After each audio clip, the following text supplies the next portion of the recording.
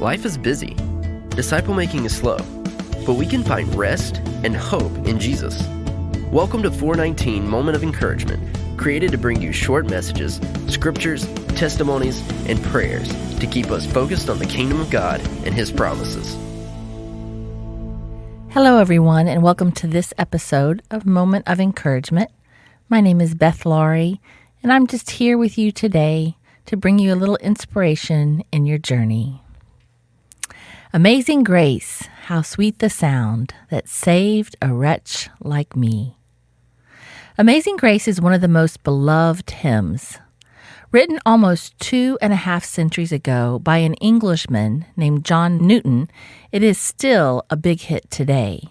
In fact, you probably started humming it just as I mentioned the song. It's estimated that it is performed at least 10 million times each year, and it has appeared on over 11,000 albums. Aretha Franklin, Ray Charles, Johnny Cash, Willie Nelson, and Elvis are among many of the artists that has recorded this great song. So what is the story behind this popular tune we sing? John Newton had a rather unfortunate and troubled childhood, including his mother passing away at age 6, though she had planted many seeds about Jesus in his life during those young years. As he grew up, he became a rebel, and he even rebelled against all the Christian teachings that she had shared with him. He spent years fighting against authority, going as far as trying to desert the Royal Navy in his 20s. He was a harsh man, and he had even been abandoned by his crew when he was in West Africa. On the return voyage to England, a violent storm hit, and it almost sank his ship, prompting Newton to begin his first spiritual conversation as he cried out to God to save him from that storm. Upon his return, however, Newton went right back to his old ways. Newton became a slave ship master, a profession which he served for several years, bringing slaves from Africa to England over multiple trips. He admitted to sometimes treating the slaves horribly. In 1754, after becoming violently ill on a sea voyage, Newton gave up his life as a slave trader and wholeheartedly devoted his life to God and the service to end slavery.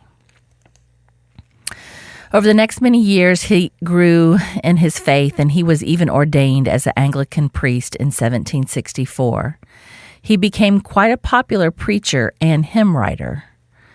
During his preaching years, to add a special touch to his message, John would close with a poetic verse that he would compose, and this would allow the congregation to sing that new tune all week long. On Sunday morning, 1779, Pastor Newton closed his heartwarming message with an original poem about God's grace. He called it His Amazing Grace. That same grace changed my life, and it can change yours too. That's what God is offering each of us. Amazing grace, how sweet the sound that saved a wretch like me. In the later years, John fought alongside William Wilberforce, the leader of parliamentary campaign to abolish slavery.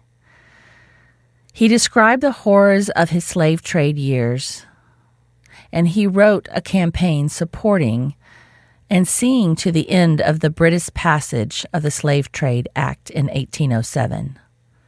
I once was lost, but now I'm found, was blind, but now I see. Through many dangers, toils, and snares, I have already come. 'Twas grace hath brought me safe thus far, and grace will lead me home. These lyrics carry a much deeper meaning than the sinner's mere gratitude. Close to death at various times and blind to slavery, Newton would have written Amazing Grace, would not have written this song without his painful past. Many of us relate to these lovely words that so aptly describe our own relationship with Christ and our own reliance on God's grace. 'Twas grace that taught my heart to fear, and grace my fear relieved. How precious did that grace appear, the hour I first believed. Keep humming and praying until next time. Join us next time as we stay faithful and find joy in our journey with Jesus.